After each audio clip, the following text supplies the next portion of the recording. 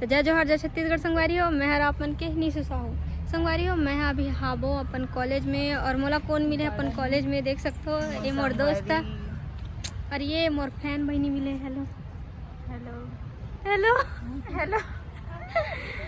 तो बता क्या बोले थे?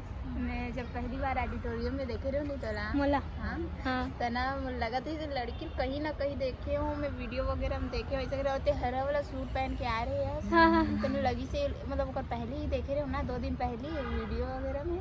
तो कहाँ देखे जो लड़की पूछे हो ना तो नहीं जानो ऐसे कि तन में तो पूछूं जैसे कहीं बार बार मिलो लेकिन मौका ऐसे नहीं मिला था। सब आज मिली से मौका। कैसे लगा था मिलके? अच्छा लगा बहुत अच्छा लगा। और अभी भी डाउट है का कि मैं हरो न हरो वीडियो वाले कहीं के नहीं,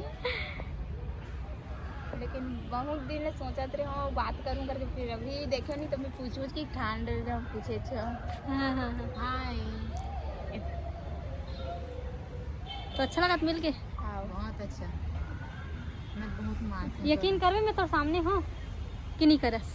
नहीं करो नहीं कर चिमटा कागा देखा नहीं।